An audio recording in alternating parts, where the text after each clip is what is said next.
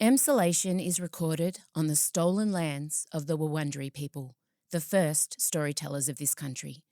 We pay our respects to elders past and present and to any First Nations peoples listening. We acknowledge that sovereignty was never ceded. Always was, always will be. You're in Emsolation. Well, hello there and welcome to Emsolation. My name is Em Russiano. I'm a writer, a singer, a stand-up comedian. I can't remember how to blink. A neurodivergent magic brain and a podcaster. And together with my best friend since I was 11, award-winning screenwriter, Mr. Michael Lucas, we bring you this podcast every week. Coming up, we'll be discussing the very last episode of The Summer I Turned Pretty. Which is yet to air. We're actually now we're in the territory of we're discussing the anticipation for. Truly. The hype around. Let me fill you in on what Belly's been doing in Gay Paris because it's been forced upon my eyeballs. We also have a very exciting guest to announce for my Ballroom Encore. At the Another, Forum you Theatre. say? Another guest. It's not me, don't worry. And look, a grim update in my personal life that I've been putting off for some time. It's probably time I did it before the book comes out. Tra-la-la. Never has the harp required to be more cleansing. In the sealed section, we'll be discussing the Emmys, of course. So let's start with The Summer I Turned Pretty. Ending this week forever. Belly will finally choose if she is Team Conrad or Team Jeremiah. I learnt yesterday that Jeremiah, the actor, the man who plays him, is a right-wing Christian. Forever? Hang on, wait a minute. Ending forever. I know That's that it. the book ends, but what, there's no chance that's it. that they would like spin on like Big Little Lies does or something? I Go don't outside the know. books. Oh. I got the feeling it was – no, they cannot stretch this out. This whole book's premise is a love triangle. Like, honestly – and also, you remember when The Nanny and Mr. Sheffield finally got together, no one wanted to watch, the ratings crashed? Yes. That's going to happen with this show. Once she chooses – we all know she chooses Conrad. I mean, that's in the book. Well, there could be street violence if she doesn't, right? I mean, truly. Yeah. It would start in your house. Absolutely. Yeah. They've been wearing their Team my daughters are so invested in this. They've been wearing their Team Conrad T-shirts. Wow. Odie's recently got herself a job in a bookshop and all the staff are obsessed. So she goes to work and gets paid to talk about The Summer I Turned Pretty and people come in to buy the books. She's just living her best little bookshop life. Oh, it's the perfect occupation for her. Truly, there's so many they, thems, gays, theys in her shop. Her new managers, non-binary, the lighting is like dim. They don't have fluor. Everyone's neurodivergent. It's a utopia. Yeah. It's truly everything you thought about working in a small town bookshop, tick. Except it's in a major city, but that doesn't matter. So she's talking about it at work. Chella's just always wanting to engage me on it. And I'm like, babe, I just don't care about this one. I'm in it for you. I look forward to our time together. I love watching you all react. But I did watch last week in the penultimate episode where Belly is slutting it up in France. She gets herself several little jobs and she's living in a share house with 15 other people. She has stopped dressing like a sexy baby doll. And now she's got a cunty bob wearing lots of red lipstick and just getting on the bikes of mopeds of handsome Frenchmen, eating lots of baguettes, croissant, has started saying croissant, not croissant. Okay, yes. Yeah. And she's been like, she spent Christmas on her own. She didn't go home for Thanksgiving. She's just avoiding going home. Okay. She had a little conversation with Jeremiah on the phone. And in the meantime, Conrad's been sending non-sexy letters, just check-in letters and little packages, little reminders of home, just little tip, just throwing remember this, remember that. But the letters are always very polite. She has not responded to any of the letters. Okay. So if anything, they're tricking us into thinking, oh, she's calling Jeremiah and wanting Jeremiah to forgive her. Jeremiah, in the meantime, has become a chef. It doesn't sound like they're tricking in a very sophisticated manner if you're onto their game. Absolutely not. So it sounds like it's sort of morphed into Emily in Paris. It is like Gilmore Girls meets Emily in Paris. I actually would be all for Emily, Belly, and Chella and I watched a movie called The Wrong Paris. So the lead girl from that, which was the girl from iCarly, and I can't remember her name, Miranda someone. Yeah. I'd like all three of those girls to meet up Yeah. I'd watch the shit out of The Wrong Paris. Has anyone ever considered doing Gilmore Girls Go to Paris? Because I feel like that would be an algorithmic slam dunk. Absolutely. And they've still got it. What is the status of the Gilmore Girls in this world? I noticed they were at the Emmys. They did a terrible reboot. Chella was Did it ruin not it? happy. Was Melissa McCarthy involved? No. No, they did a bad reboot. Chella was not happy with the reboot at all. A bit of an And Just Like That situation. Truly. And also I think because everyone aged, it's just like everyone looked different. And it's hard when you watch a show over and over and over again for many years and everyone's kind of frozen in time and then they come back and everyone's just a bit, a bit overweight, a few wrinkles. Probably haven't acted since. Oh dear. But no, the idea of the antagonist going to Paris to find themselves, in reality, that place is fucking expensive, cold and lonely and everything's old and the plumbing doesn't work. Like Paris is great. And crawling with tourists. Crawling. It's not like you're going to escape from Americans in Paris. And they've got flags and walking socks and backpacks. Yeah. And you are not blending in if you buy a striped top and wear a beret. You are not. And you see so many of that. And there's babe, so much. That is a fresh top you've got on. You did not own that striped top. And I bet you they're not covering the sheer amount of political turmoil, the insurgent right wing, all of the people in the high vis vests and all of those protests. That's not a part of the Paris they present. Absolutely not. No. Belly is just there with her dead straight bob, just getting about town. Anyway, it's finally finishing up on Wednesday. I'm afraid for my daughter's mental state after it, but it's built up. We see the end of last week's episode, Conrad buys a ticket to Paris. Meanwhile, Belly's just slept with a handsome French man on New Year's Eve. Oh. And she has her own apartment, living by herself. The girl who works in a cafe and a bar has her own huge apartment overlooking what is the monument? Sacré-Cœur, the big church from Sabrina the Teenage Witch. Yes. No. Sabrina, Audrey Hepburn, Sabrina, the Teenage Witch. Where did that come from? No, it's the same name. Yeah, Sabrina. Yes, Sabrina, of course. Yes, that monument. Yes, and she. My mother's favourite Hollywood star. But you know what? Gammon. Oh my God. Loves Audrey. Gammon. Yeah. Jo's obsessed with thinness because she's a boomer. It's not her fault. No. That's what happens. Gammon. So yeah, she's affording this apartment. I would guess €4,000 a month. Easily. Oh, yeah. But she's there by herself living her Parisian life waiting for Conrad to appear. Now, what we don't know is Jeremiah going to appear also? I would hope so. I hope there's a face-off on the Eiffel Tower with I'm pretty sure. I hope there's a baguette duel. They've whipped a certain segment of the global population into a frenzy. They better deliver a face-off between the two boys. This is going to be huge. I don't think people understand. The last episode of this thing that's dragged out for 3 seasons has so many women invested, so many people going to bars, and this is the final one. This is where they get the payoff. Everybody who's just been, come on, this is the moment. And they better spend 59.99 minutes on them getting together. We better get 1 minute of him arriving. I'll allow an arrival, a shower, and a cab ride.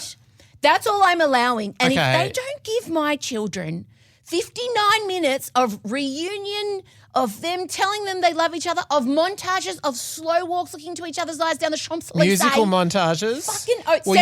What Taylor will they pull out? They're pulling out a Taylor. Just press play on Taylor Swift's greatest hits and let them roll through. Yeah. I don't even need dialogue on this, trust me. Yeah. Just play a bit of Taylor Swift, a bit of Billie Eilish, and if my daughters better get what they've been working very hard for, I'll be writing a stern letter if they try and drag this out and we only get a 3-minute to Jeff meeting. Bezos. I don't give a shit about is it Amazon, isn't it? Yeah. Yeah. Jeff will take my call. I don't give a shit about the will they, won't they? We fucking know they are. So give it to us in full HD colour reunion in France. What level of explicitness? You don't actually want, you just want sort of an MA level. They obviously get given 3 fucks per episode and that's all they're allowed. Because when they say Is there any nudity in the show? Nah, it feels like a Play School presenter saying fuck when they throw it out. Truly. It's oh, Michael, fuck. Wait. Anyway, it's so wild. No, there's a little bit of nudity, but no, you don't get nip or tip or ball. None of that. Tip of dick. Tip. No tip of dick. No full frontals. But no, you get a little bit skin. I mean, they're in France. They're in their 20s. Everyone's nude in France, aren't they? Everyone goes nude everywhere, eating snails. Of course, she ate snails. That's not what you do. That's not what you do. So they're avoiding all the cliches of France, clearly. Totally, absolutely. Not diving right in there. So I'm telling you, we riot. We riot at dawn if we don't get a full-length reunion episode with beautiful flashbacks, with everything, with Jeremiah. But you don't want flashbacks? No, you don't want it to be really because they've been together before. They've Okay. had dalliances over the 3 seasons. So like you want to get that little callbacks or flashbacks? No, I don't want not them a flashback. No, okay. like a callback, a memory callback Okay, yeah, montage okay, with okay. soft focused lens, and the appropriate T-Swizzle song. Okay. So let's just see what we get. Wildest Dreams? Do you reckon that could be on the agenda? Well, we've already had Cardigan. We've had them all. I don't think there's a Taylor Swift bar Shake It Off. I don't think we've had a Taylor Swift song unturned. I just don't know. Their music budget is when they're like, what should we do with the storyline? Just put in another Taylor Swift song. Great, done. It's amazing. Apparently, the woman who wrote the book wrote to Taylor and said, do you mind? And You are the voice of this book. And she said, I'm honoured. She did, because she's clearly not charging full price. She's given him a besties discount, friends and family discount. Really? Oh, truly. There's no way. Why? How could they afford it? You know what? Taylor Swift is actually pretty reasonable because the Dance Academy, produced by Joanna Werner, who produced Newsroom, if you go watch the Dance Academy movie, they go to New York. You'll never guess what song they play. Welcome to New York. Absolutely. So she was absolutely peaking at that time, 1989, and she gave it to them for a reasonable price because her team looked and they thought it's good for us to be a part of this particular thing. So, I mean, not that it wasn't an expensive choice, but for an Australian production to get it was pretty great. And T Swift, she got her eye on the prize. But She if thought, you find out if it's Amazon, you're going to charge, aren't you? I hope so. Yeah, 100%. I hope so. He doesn't need that money, him and Lauren. It feels like a Lauren personal favourite, maybe, this show. Well, it all ends on Wednesday, and what will happen, I don't care. But I'll be there to watch it. Speaking of Taylor Swift, can I do a side quest? Wait. Did you see her entry to the Chiefs game, how she's upped the ante this time in terms of staying out of... With the Yes. barricade. Oh, my God. With the Obsessed. open plan office screen. That's right. I thought they could tiz it up a bit. But I was mesmerised by it. I've already Describe it for people who didn't see it. So basically, It's incredible. she needed to come out of one hallway. It's like what we've got behind us. That's right. Yeah. But it's A partition. panels of it Yeah. and about 17 panels of it that are on wheels. So they brought it out to this entranceway and then extended it concertina style so that the A room entire divider, thing, if you will. It was a room divider. It was a portable room divider behind which you could not see anything. So she could just walk out and walk She's through creating the her public own, area. it's BYO corridor. Yeah.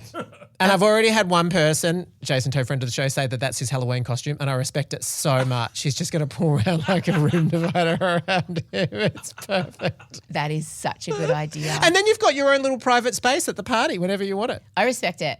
Yeah. I love it.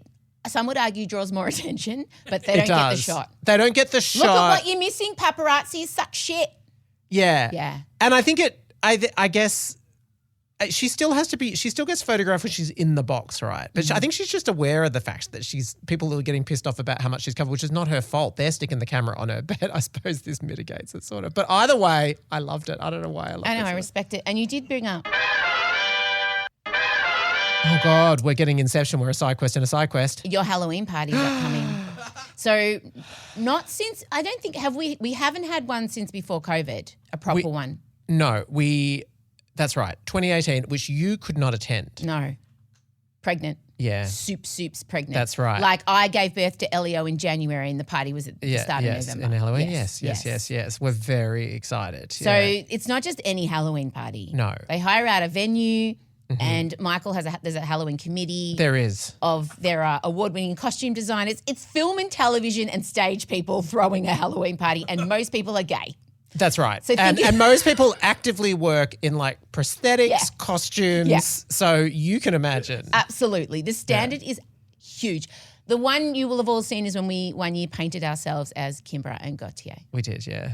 Yeah, one of the most stressful and hilarious afternoons. Severely underestimated how much time it would take or how invasive the process would be. But this year, Marcella's excited because it's the first time she's of age to attend. That is unbelievable to me. I know. So she'll be coming. It's in Sydney. She's already rehearsing the dead dance moves. Correct. She's coming as a Gaga creepy doll. Yeah. Should I reveal my costume or wait until the night? Nah, reveal it. I will be attending as Nicole Scherzinger in her final moments of Sunset Boulevard, the stage musical. Hats off. It's so perfect. As soon as you said it, it's locked in. Absolutely locked in. And it's a black nightie, ballet flats, and my own hair straightened, minimal makeup and blood. And blood. The blood is what's going to take the most research from me because I have to get it right. I've bought, because my costume also involves a lot of blood, I've bought many different kinds of blood so we can experiment with. So which you're one. going, as is your right as a homosexual on Halloween, you've chosen a niche character. I have. Yes. Yeah. My Adrian and I are together in a pair. I mean, I feel like, do I want to reveal it? Oh, you made me? I know, but I feel like, okay, sure. Right. Well, we were obsessed with the movie Weapons, and there was a hilarious gay couple in that were wearing matching themed T-shirts and came to a very grisly end. Spoiler alert. Mm-hmm. And it in many ways was perfect for us. And so we've, of course, it's all in the details. So I've scoured the internet and I'm replicating their attire to perfection, and then we will have our faces bashed in and blood and guts everywhere. Well, that's good. We can share fake blood. Absolutely. Because we're staying in the same. I can help you too. That's great. There's so much. There's so many costume ideas that are so delectable and amazing floating around. So we're very excited, and obviously we'll be documenting every single moment. You'll basically be there. Pretty much live streaming. Coming up next on Rage Against the Vagine. We do more than give a shit. It's in a whole range of areas. It's in women's safety. It's in leadership and decision making. It's in, access to healthcare. It's access to housing. We've got to smash the patriarchy. Leaning in isn't going to fix things. We have to do some structural change. This is what's behind the huge gender pay gap that's evolved in general practice. We want to look at developing a tool, a better and more culturally safe diagnostic tool that gets used with Indigenous women, that is designed by Indigenous women. We're doing a lot of our research on a shoestring and we're super stretched. I want a menopause Me Too moment. Please follow Rage Against the Vagine on your preferred podcast app. Give us a 5-star rating and a review, and share us with your friends. We need to get the message out to everybody who needs to hear it. So, I have something to talk about. This is I wasn't going to. I already feel like vomiting. But it's in my book, and the book is being sent out to press, and I'm already getting questions about it. And I thought I'll just talk about it now and get it out of the way. It is what it is, and a lot of you already know. A week before, and I guess we can probably get the audio of us talking about this, but a week before my arena show last year, Scott and I split up and he moved out. And at the time, Michael and I were kind of talking about it on the pod. I just remember saying, one day I'll tell you all what I'm going through before the biggest show of my life. So he moved out, and then I did the arena show, and I barely remember it because I was under so much duress. It was a Katy Perry and Rio situation. Truly, yes, Katy Perry, it was. And we got through the show, and the team were incredible, and everybody held me up. I was not good. As you can imagine, my relationship of 25 years ended. Hadn't slept in about 2 weeks before the show. No, it was not an ideal build-up to the biggest show of my career and life, let me tell you. Not optimal. And Scott was in a lot of the show. So incredible Lucy Gransbury just took a scalpel to the script and we just cut him out because it was just too upsetting to even say his name. In July, I just kind of realised I couldn't live with him anymore.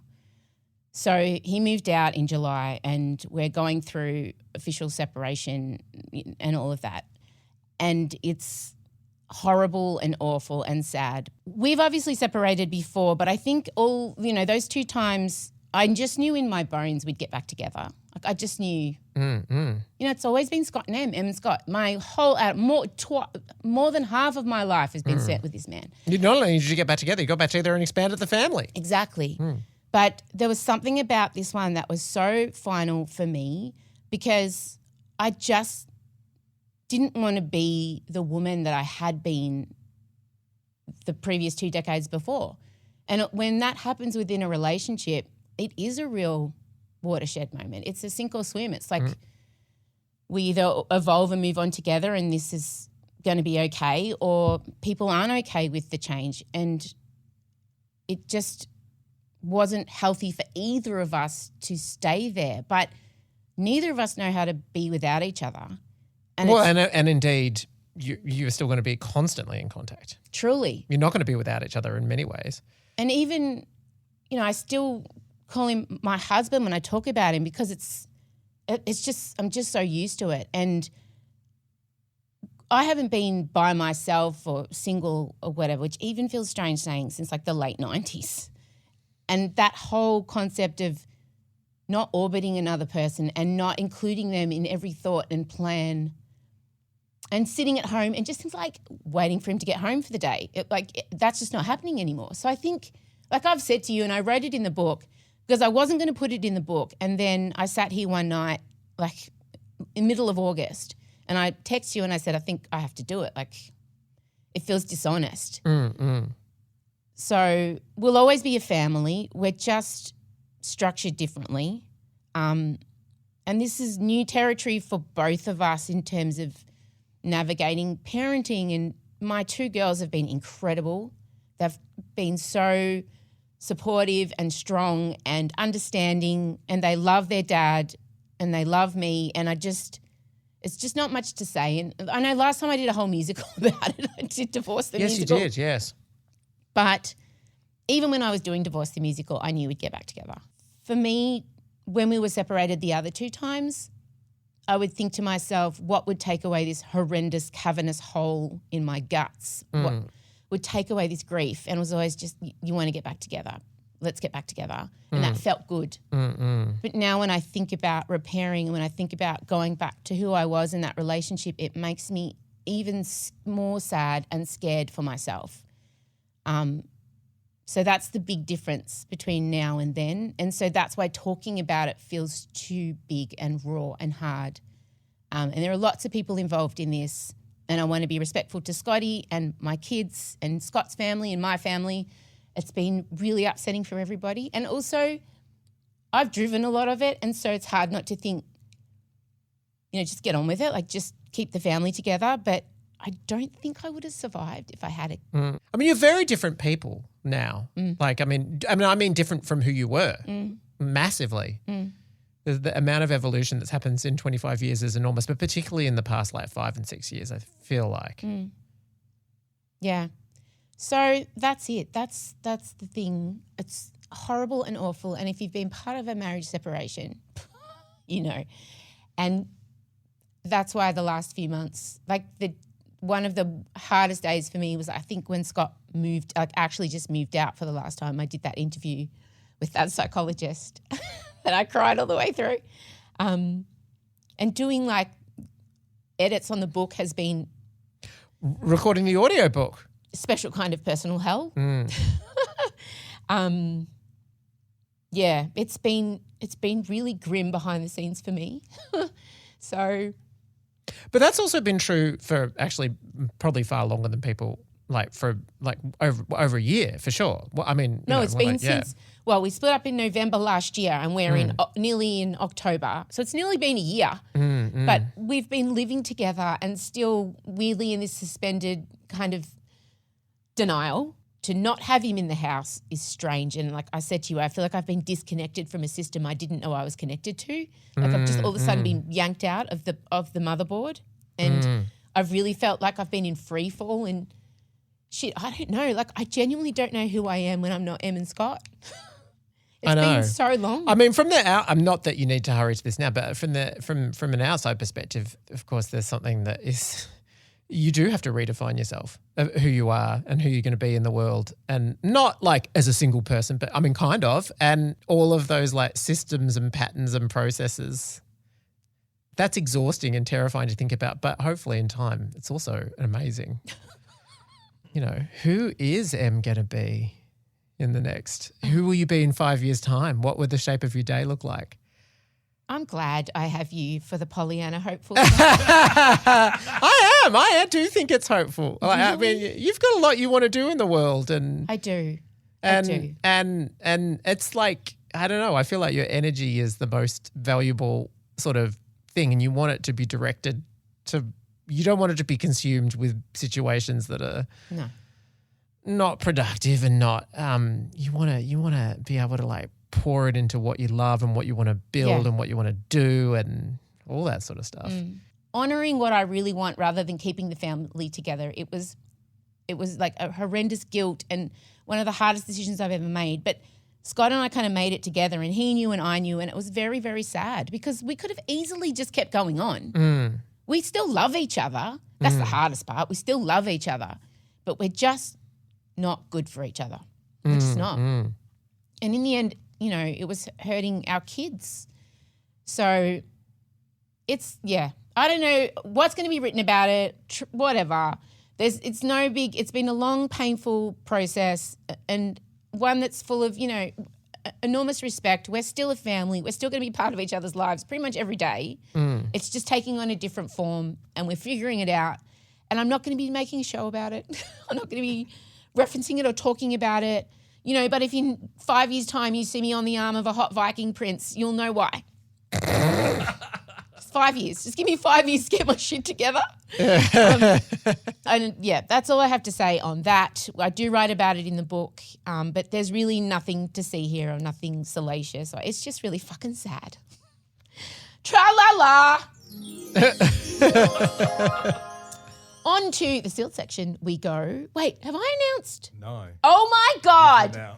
Yeah. The forum. Here we go. Out on a high. Thank God. Wait, I need another. Cleanse. Double cleanse.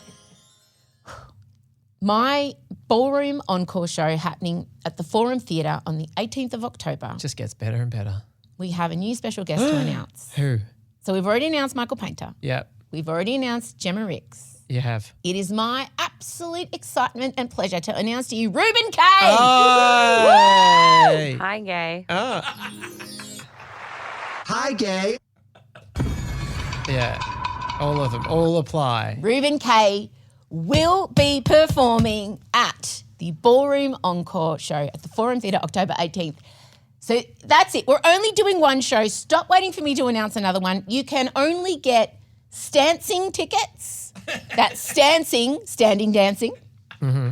They are only $54 or something. Great. Limited amount. You don't want to miss out. Where else are you going to get to see this that caliber array of talent? Come on. And in this dancing area, it's very easy to just slip to the bar and slip back as well. And it's the toilet. Unbelievable. Absolutely. Yeah, and you can sit down, whatever. Yeah. And we're going to come to the dancing area and do some singing like Taylor Swift does. She goes out to the back. Oh, okay. Yeah. Vincy and I are going to come out, do a little acoustic song in the dancing area. Are you? Yes. So this is it. This is your last chance to get tickets because I imagine once we put Ruben up on the lineup, it's done. Go now. Well, I don't even know how to get them. Ticketmaster. The link will be in everything. It's also in our bio on Instagram. Yeah. So when you go to buy a ticket, it looks sold out. All the seating areas are. You go to the purple rectangle at the back of the room. That's where you get your dancing tickets. Standing dancing. Ben invented that word accidentally. So that's very exciting. Ruben K will be joining me for a duet, and then he's going to sing his own song. I know. I'm very excited. All right, we're moving into the sealed section now where we need to do a complete Emmys debrief. I have thoughts and feelings, as does Michael. Headline, worst host in the history of the Emmys. Big call. Maybe across all awards I would say so. Truly gave up about 10 minutes in and never recovered. I know. Absolute and debacle. Making Seth MacFarlane's Oscars gig look not so bad. So true. Why is the mic falling down so far? All right, that's the sealed section now. If you want to be a part of the sealed section, you need to sign up to become an Emsolation Extra subscriber. And you can do that at... emsolation.supercast.com. And why wouldn't you support this independent, female-led podcast? Why wouldn't you? Okay, bye. If you're not a subscriber to Emsolation Extra, here's what you're missing. Hello and welcome to the sealed section where you will be getting a thorough 2025 Emmys recap. How are the Emmys and the Golden Globes different for those who don't understand? Well, the Emmys is specifically television.